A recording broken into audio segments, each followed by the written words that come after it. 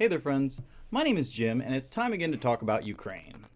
Yesterday, Ukrainian officials claimed that Russians bombed a school in Mariupol, which is a city near Donbas where a lot of the fighting is currently taking place. As a result, Zelensky's been quick to label Putin a war criminal and use it as a springboard to request more aid and once again call it for a NATO-enforced no-fly zone over his skies. Many people, myself included, have been using the buzz phrase World War III a lot. And not for no reason. This is the closest we've come to global thermonuclear war in at least a generation. And it's definitely a possible outcome. However, members of national governments have to be a little bit more careful with their language than shitposters like me. When you say something like that in an official capacity, it shifts the conversation a lot because wars and territorial conflicts happen all the time. But it's not often, though, that national officials go over that particular rhetorical red line. Now, Vladimir Zelensky has used this language a lot because, for him, World War III has already started. For Ukraine and Zelensky personally, it doesn't really matter how much inflammatory language is used, because either the West joins him and he scrapes a victory, or he is deposed and probably dead anyways. I really don't get where this idea that Ukraine could fend off Russia single-handedly came from, aside from the war propaganda we've been fed by our intelligence agencies. This seems to be going fairly well for Russia. If you look at the invasion historically and ignore people calling themselves experts on Twitter, you can quickly see that this invasion is going faster than Desert Storm, for instance. And the Russians didn't have the advantage of bombing all their civilian infrastructure first. Sure, they didn't take the whole of Ukraine yet, but that's probably because he wants the country, not a destroyed country full of terrorists who want to kill him. Don't get me wrong, there have been setbacks, but without NATO stepping in, Zelensky knows his days are numbered. With new information about Hunter Biden's laptop coming out and our ever-growing military assistance to Ukraine, including things like offensive weaponry like drones and bombs and such, it really could turn from a small territorial conflict to something much, much bigger.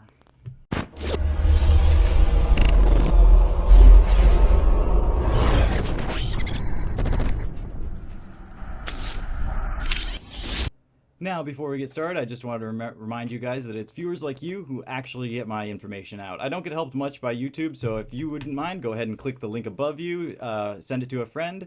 Feel free to like, share, subscribe, comment below, tell me exactly how I'm wrong, tell me how Ukraine's winning and everything's going great for them, and Putin is just showing his weakness.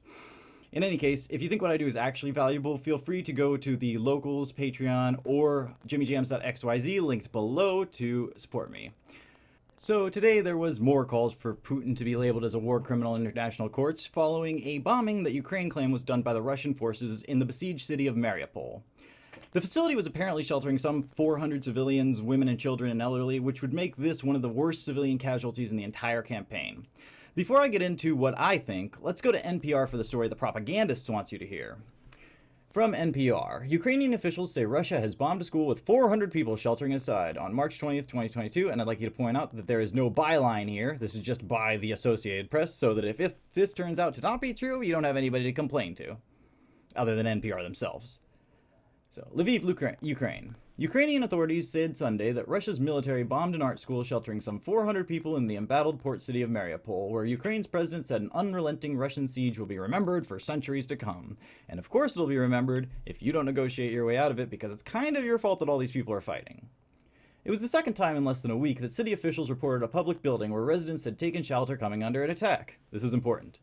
A bomb hit a Mariupol theater with more than 1,300 believed to be inside on Wednesday, local officials said.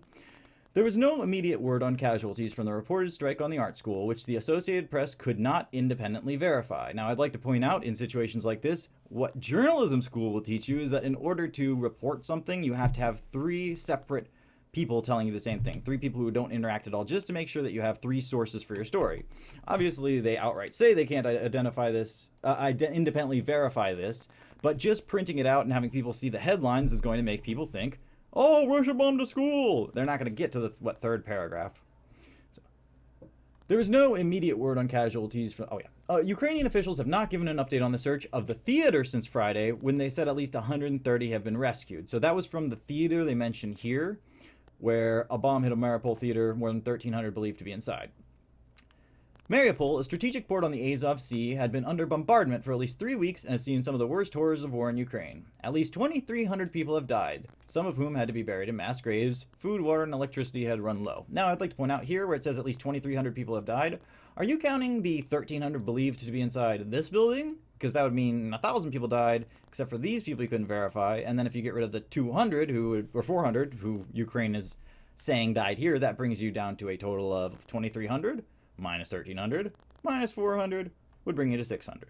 So they're saying 600 civilians have died. There's a big difference between 600 and 2,300. To do this to a peaceful city, what the occupiers did is a terror that will be remembered for centuries to come, Ukraine's President Volodymyr Zelensky said in his nightly video address to the nation. The more Russia uses terror against Ukraine, the worse the consequences for it. In recent days, Russian forces battled their way into the city, cutting it off from the Azov Sea and devastating a massive steel plant. The fall of Mariupol would be an important but costly victory for the Russians, who had advances largely stalled outside other major cities more than 3 weeks into the biggest land invasion in Europe since World War II. So again, they have to add that little spin at the end there. It goes, don't worry, they're losing. And that's why they're doing all this crazy stuff, just so that you don't fall off of your programming by accident. However, it would be foolish of me not to note that these same individuals who are claiming this attack happened in this article pushed for more assistance last week when they said that more than 1,000 civilians had been killed from a strike on the Mariupol drama theater. That whole story vanished pretty quickly when 200 people came up out of the bomb shelter saying that they all survived it, there weren't 1,000 people in here, and nobody actually died. So it went, in less than a day, it went from 1,000 people dead to 200 people, injured / survived to actually everybody's fine, yet NPR is still reporting on their website as if it's true, which is why I ask whether or not that 2,300 people who had been killed counts the civilian casualties like these. And it's still being used for propaganda in NPR because they can't be asked to verify a story before spreading it all over the world. It would also be foolish if I were to dismiss the fact that these kinds of stories are what Ukraine wants. It's why they're sanctioning the soldiers in elementary schools.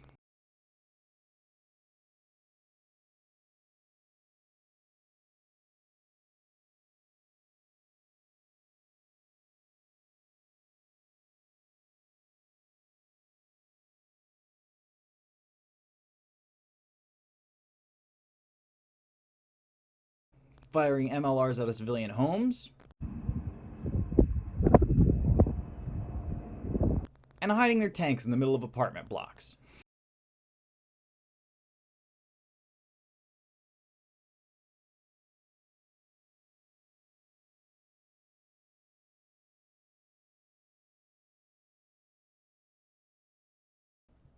The types of war reporting that you've seen over the last few weeks, this fog of war, propaganda type mix, are put out there by the more nefarious global organizations in order to place blame for something like this as quickly as possible in order to retaliate before anyone has the full picture.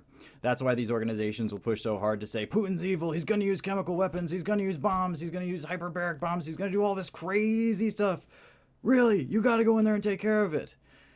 I'm sure there are plenty of people on Twitter right now pretending to mourn for people that they don't even know, while calling for Putin's head on a stick, which is exactly what these kind of articles are meant to tell you to do without explicitly telling you to do so.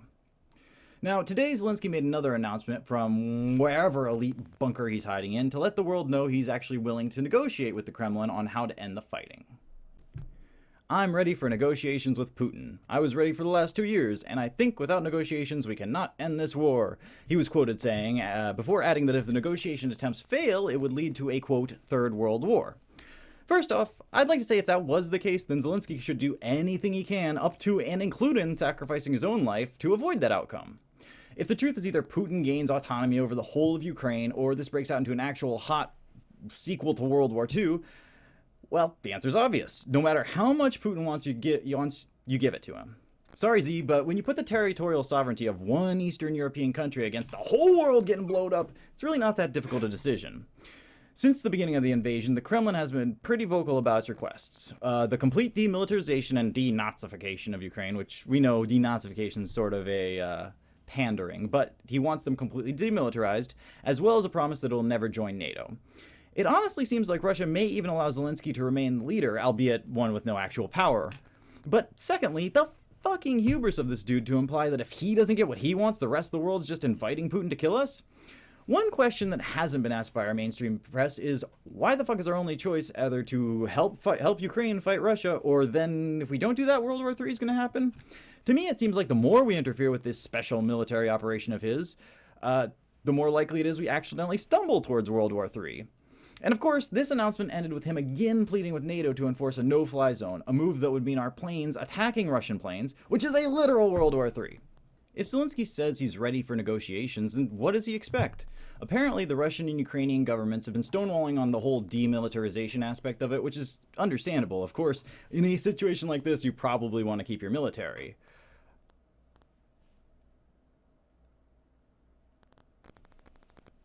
But Zelensky did mention that he'd be open to discussing neutral status, and that's what I mean. Out of one side of his mouth, he says that we need to rush in and declare a no-fly zone, while on the other side tells the Kremlin he's ready to concede. It's almost as if he's doing this whole song and dance at the behest of the West, standing up to the evil dictator on TV, while in reality, he sees that the best way for this to end is a peaceful dissolution of his power, allowing Ukraine to once again be within the Russian sphere of influence. However, our politicians certainly don't want that, because as Obama's Chief of Staff Ron Emanuel said, "You never want a serious crisis to go to waste. And what I mean by that, it's an opportunity to do things that you think you could not do before."